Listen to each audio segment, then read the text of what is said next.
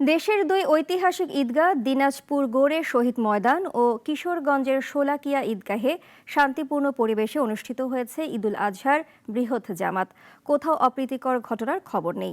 প্রতিনিধিদের পাঠানো তথ্য ছবিতে আরও জানাচ্ছেন সিরাজুমনির শুভ। ঈদের দিন সকাল থেকে ভিড় জমতে থাকে দিনাজপুরের গোরে শহীদ ময়দানে।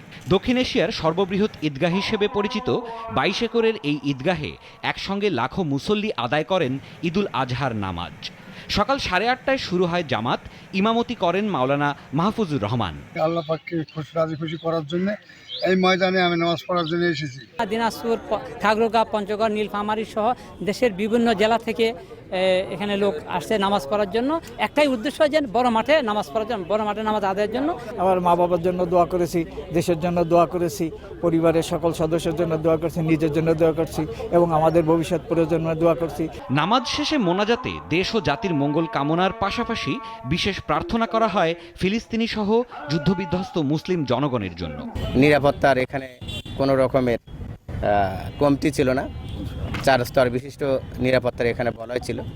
ধর্মপ্রাণ মুসলিমগণের যানবাহন যেন নিরাপদে থাকে সেদিকেও আমরা নজর দিয়েছি। শুধুমাত্র বাংলাদেশ নয়, বিশ্বের, বিশেষ করে ফিলিস্তিন সহ বিশ্বের বিভিন্ন জায়গায় যারা মুসলমানরা যেখানে নির্যাতিত নিপীড়িত, আমরা মোনাজাতে তাদের জন্য দোয়া করেছি, আমাদের দেশের জন্য দোয়া করেছি। এদিকে কিশোরগঞ্জের ঐতিহ্যবাহী শোলাকিয়া ঈদগাহ ময়দানে অনুষ্ঠিত হয় 198তম ঈদুল আজহার জামাত। সকাল 9টায় জামাত শুরু হলে ইমামতি করেন মুফতি আবুল খায়ের মোহাম্মদ সাইফুল্লাহ। কোরবানির ব্যস্ততার কারণে মুসল্লির সংখ্যা কিছুটা কম হলেও নিরাপত্তা ব্যবস্থায় কোনো ঘাটতি ছিল না। পুলিশের পাশাপাশি সেনাবাহিনী, বিজিবি, র্যাব মোতায়েন ছিল মাঠ জুড়ে। জামাত শুরুর আগে নিয়মমাফিক বন্দুকের গুলির মাধ্যমে মুসল্লিদের প্রস্তুতির সংকেত দেয়া হয়। বিশাল জামাতে নামাজ আদায়ে সারা দেশের মতো দিনাজপুর ও কিশোরগঞ্জেও ঈদ এসেছে আনন্দ আর আধ্যাত্মিক প্রশান্তি নিয়ে।